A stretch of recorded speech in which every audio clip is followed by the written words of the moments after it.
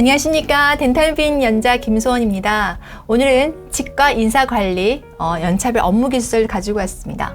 치과 인사관리라고 하면 거창한 것 같습니다. 그죠? 근데 인사관리라는 건 직원을 구인해서 채용하는 것부터 혹은 직원을 교육하고 업무별 어떤 업무를 할 것인지 정해주고 평가하고 연봉 협상을 하고 그 뒤에 퇴사를 할 때까지 그 모든 과정을 다 관리하는 것을 인사관리라고 합니다.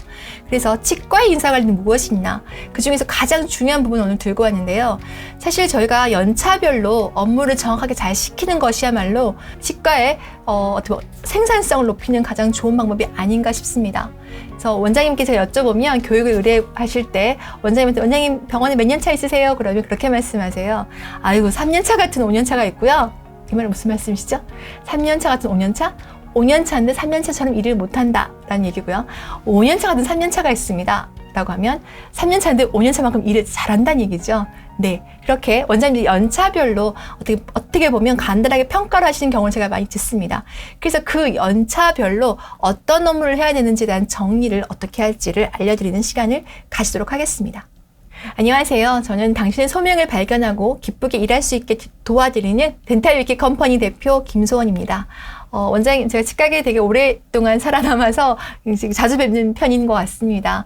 지금은 제가 강의를 보통은 원장사관학교나 실장사관학교, 그래서 어떻게 보면 원장님과 실장님의 어떻게 보면 역량을 강화시키는, 그리고 MBA라고 해서 병원을 경영하는데 어떤 운영이 필요한 건지 정말 치과에 맞는 경영 관련된 강의를 많이 하고 있습니다. 오늘 그 중에서 실무적으로 가장 중요한 업무 기술서를 가지고 왔습니다.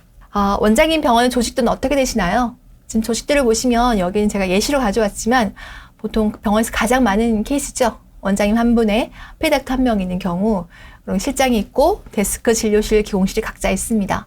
제가 친절하게 연차별로 몇 년 차인지 적어놨습니다. 원장님 병원도 연차를 한번 적어보십시오. 적어보시면 우리 병원에도 몇 년 차였지? 각 연차별로 그럼 해야 될 업무가 좀 정리가 되어 있나? 를 여쭤보고 싶습니다. 사실 저기 지금 그냥 8년 차, 7년 차, 9년, 조무사 9년 차, 10년 차 다양하게 있습니다. 그럼 각 연차별로 업무의 차이는 어떤 것이 있을까요? 그 부분이 명확해야 사실 급여 차이의 의미가 있지 않을까요? 그래서 오늘 제가 업무 기술서라는 얘기를 말씀드릴 예정인데요. 업무 기술서란 Statement of Work라고 해서 업무에 따른 세부 분석 내용을 기술한 문서라고 합니다.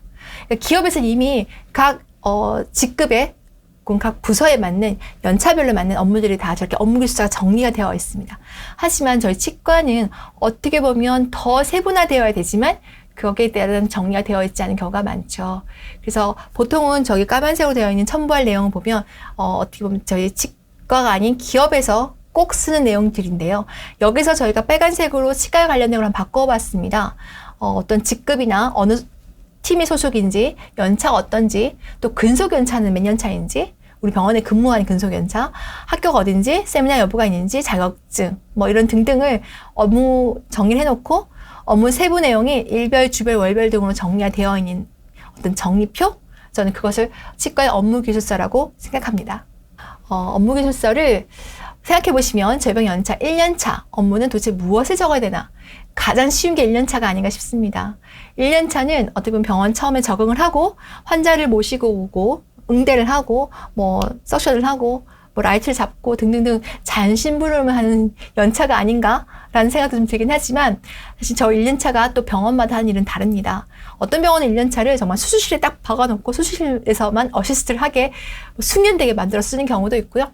또 어떤 병원은 1년차를 환자분이 모시고 와서 체어 준비하고 방사선 찍고 요 업무만 반복해서 숙련되게 하는 병원도 있습니다. 그래서 우리 병원의 1년차는 어떤 업무를 시킬 것인가 한번 정의를 한번 해보시고, 그러고 난 뒤 2년차는 어떤가요? 2년차도 사실 병원마다 너무나 다른 2년차를 많이 만납니다.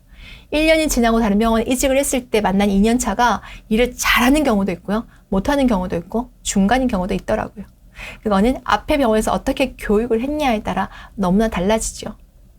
3년차. 자, 보통은 3년차부터 연봉 협상의 연차별로가 아니라 능력별로 바뀌기 시작한다고 합니다.